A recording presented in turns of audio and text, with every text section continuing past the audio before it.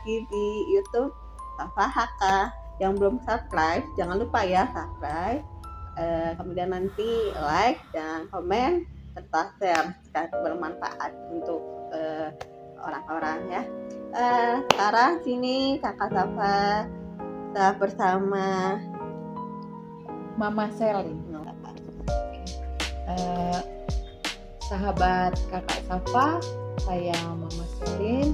Selamat jumpa di YouTube Kakak Safa. Terima kasih Mama Selin. Mungkin kalian penasaran ya perjalanan Selin itu bagaimana ya. Oke, lanjut saja. Perjalanan Selin waktu pertama kali terdeteksi gangguan dengar itu usia berapa? Ya, baik.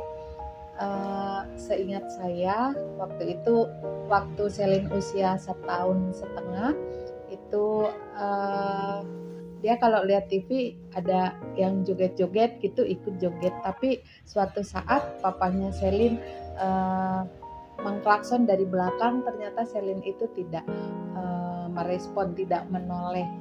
Dari situ papahnya Selin itu punya firasat bahwa Selin itu pasti ada gangguan. Setelah itu terus kami bawa ke dokter umum. Di dokter umum kami tidak ditanya, cuma ditanya kenapa. Saya bilang kalau Selin tidak merespon ketika ada suara. Lalu dokter umum itu menyarankan untuk membawa Selin ke dokter THT. Waktu itu umur 1,5 tahun lebih sedikit lah. Itu kita bawa ke dokter THT, biasa di BERA ya, tes BERA, dan hasilnya memang positif tunarungu yang sebelah kanan itu 90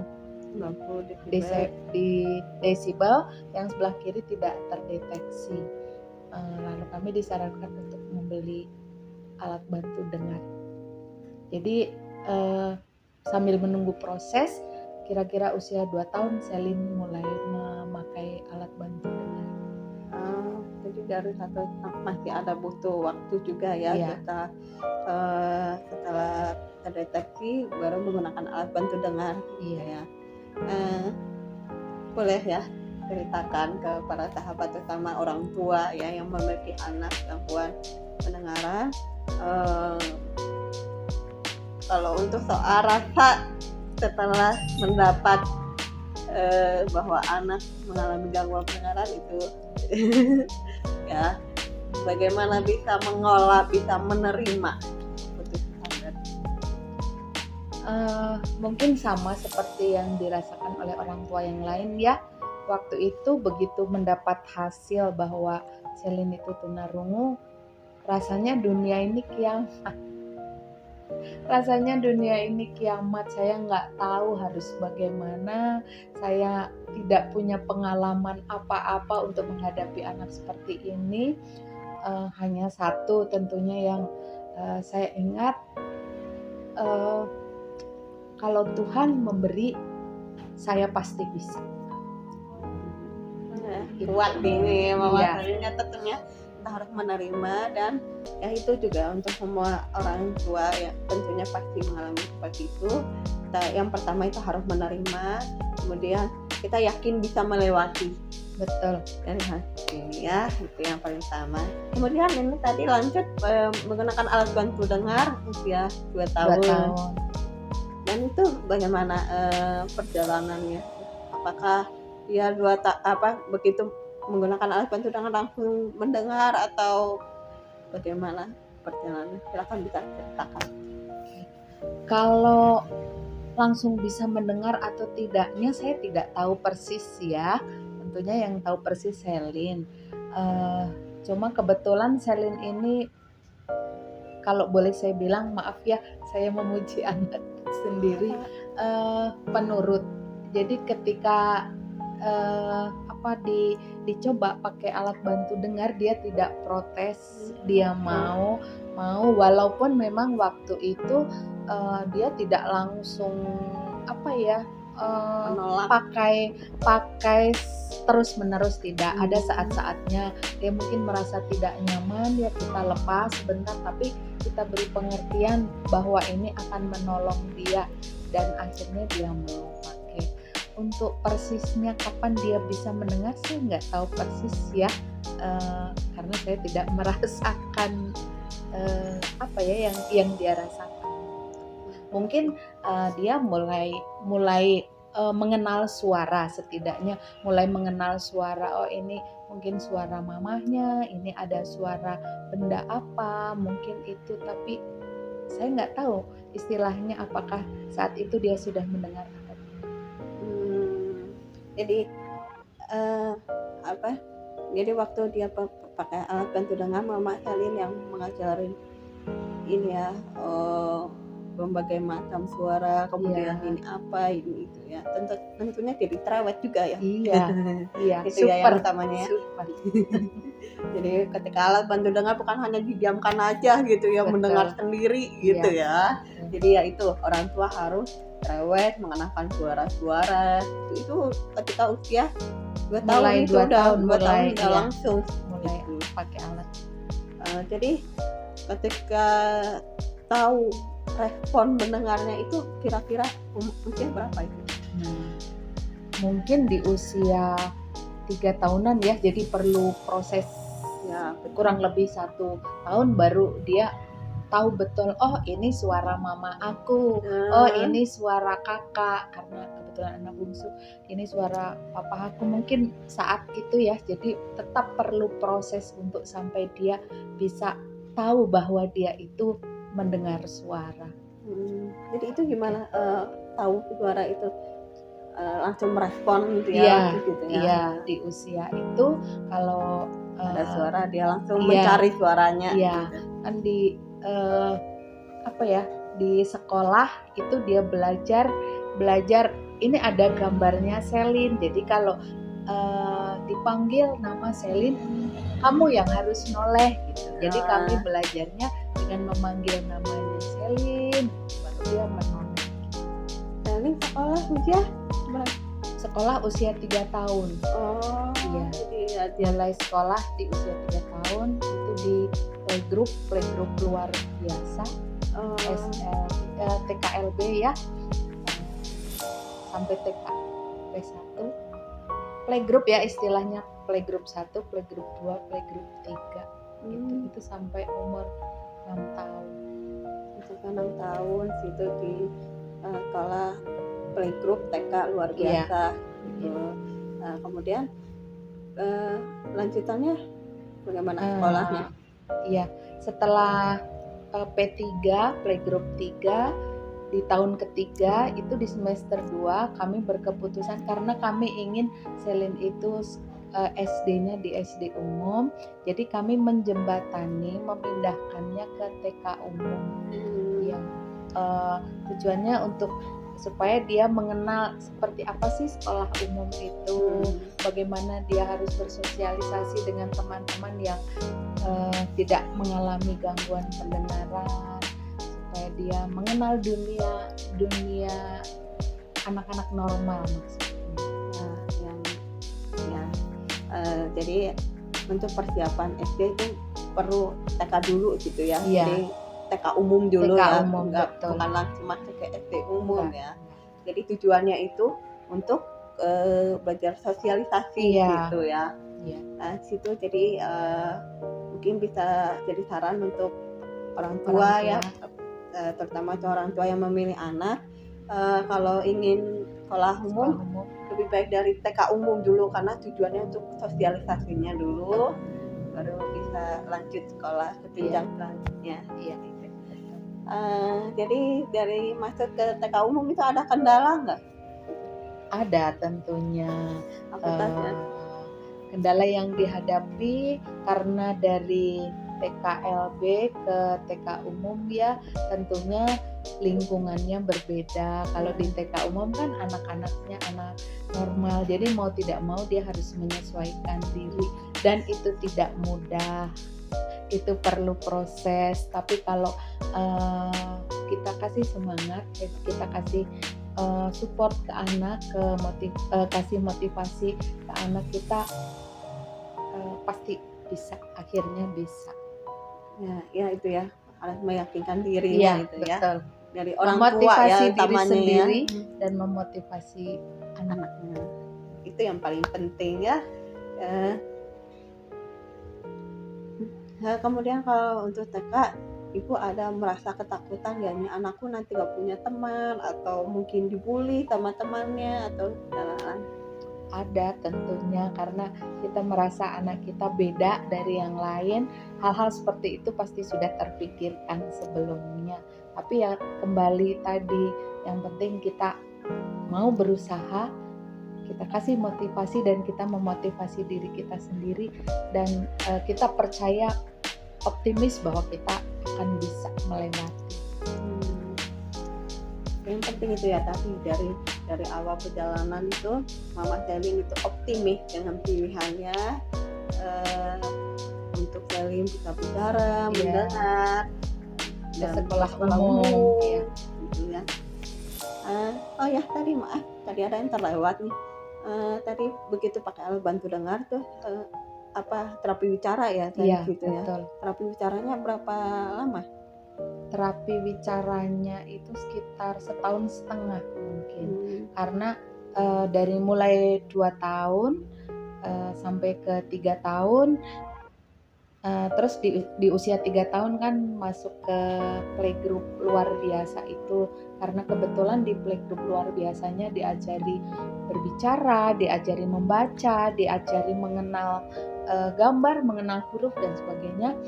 Saya pikir lebih efektif, ternyata hasilnya itu lebih efektif terapi bicaranya di sekolah. Oleh sebab itu di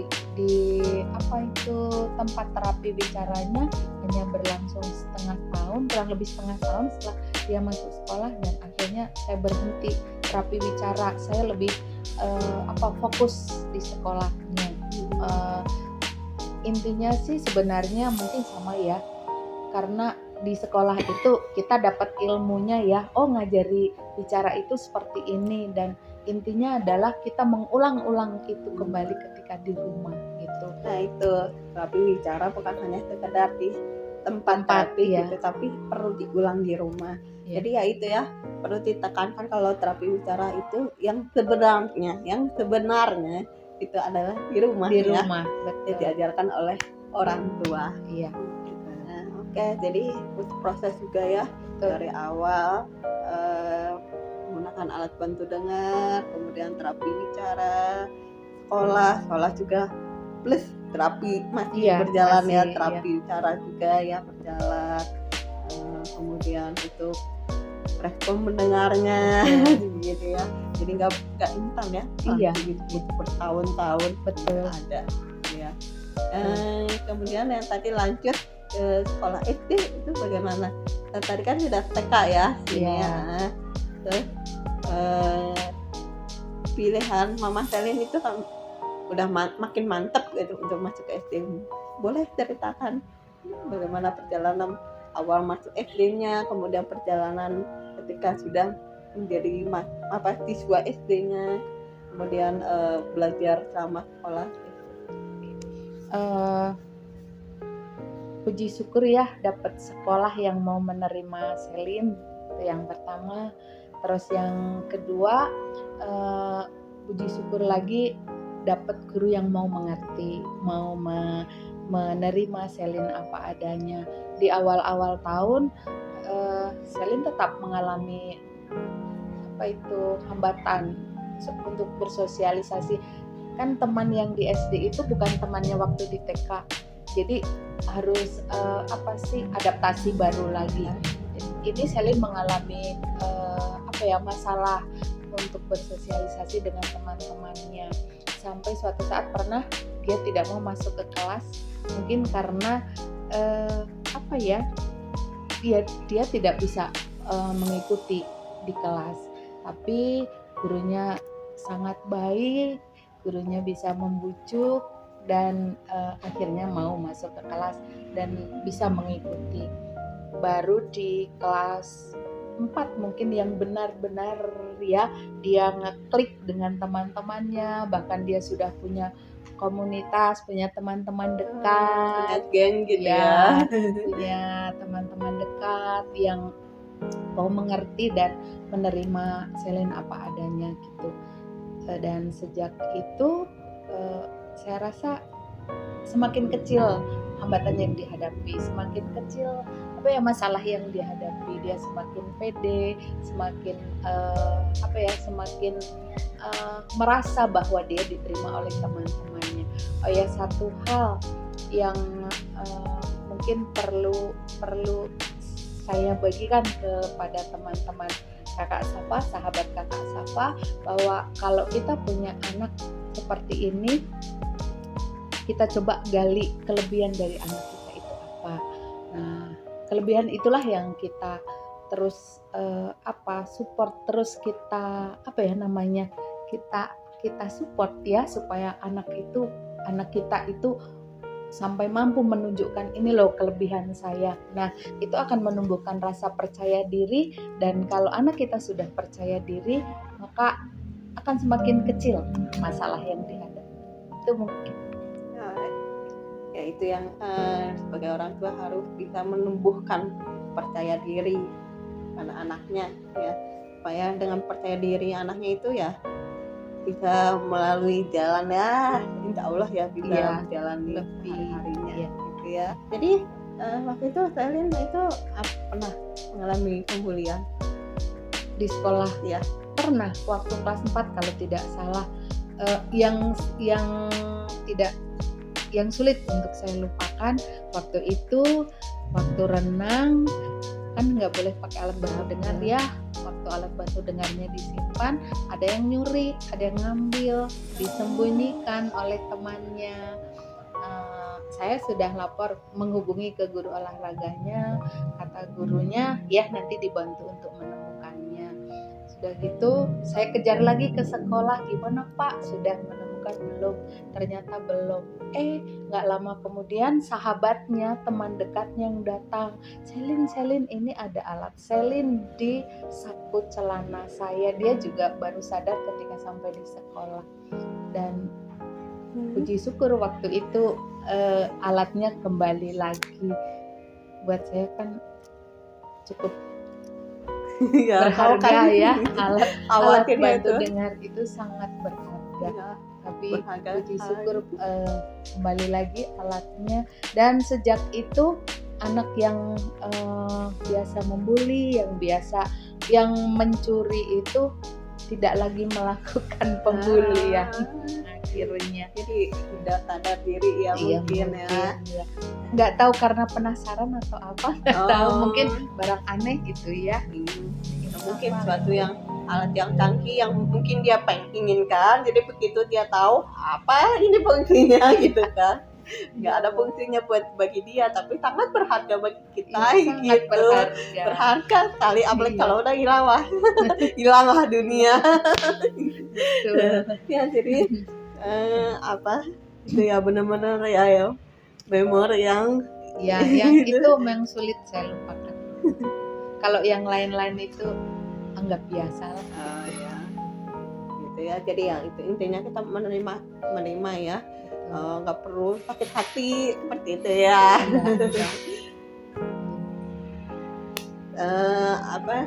Jadi untuk saat ini Mas Selin merasa Selin itu tunarungu bukan? Ya, iya, jujur iya, saya menganggap dia tunarungu karena kalau dia nggak pakai alat, mau kita teriak sampai bergetar bumi ini juga dia tidak akan mendengar. Iya, tapi kalau kondisi Selin pakai alat bantu dengar? Ya, kalau dia pakai alat bantu dengar ya berarti dia tidak tunarungu ya. Jadi ya saya juga diberitahu oleh salah satu dokter THT ya, yang beliau sangat menyayangi anak-anak gangguan pasca gangguan dengar ya. Begitu pedulinya beliau itu nggak perlu melabui seperti itu karena ya sudah menggunakan alat bantu dengar, dia sudah berusaha untuk mendengar gitu, gangguan pasca gangguan dengar yang terkoreksi menggunakan alat bantu dengar. Itu ya para sahabat ya. Tadi Mama Selin sudah bercerita perjalanan dari awal terdeteksi gangguan dengar sampai sekolah, sampai memori yang tidak terlupakan, sulit dilupakan, bukan tidak terlupakan. Ya, mungkin sebelum menutup, adakah Mama Selin menyampaikan pesan-pesan kepada para sahabat?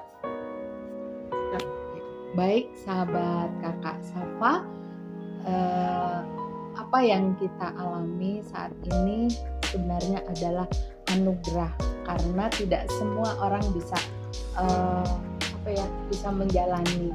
Jadi kita terima apa yang Tuhan beri dan kita jalani sambil kita tetap optimis bahwa apa yang Tuhan izinkan pasti mampu kita lakukan. Itu barangkali tetap semangat, jangan menyerah. Masa depan anak-anak itu sudah ada. Terima kasih. Terima kasih Mama Selin, inspiring sekali ya kata-katanya. Ini yang terutama untuk sahabat kakak, bagi orang tua yang memiliki anak gangguan dengar, yang paling utama itu semangatnya. Semangat. Itu. Kita tutup saja ya. Terima kasih semuanya yang sudah menonton sini. Apabila ada pertanyaan, silakan komen di sini, insya Allah dijawab ya. Dan jangan lupa like-nya dan share. Oke, terima kasih. Assalamualaikum.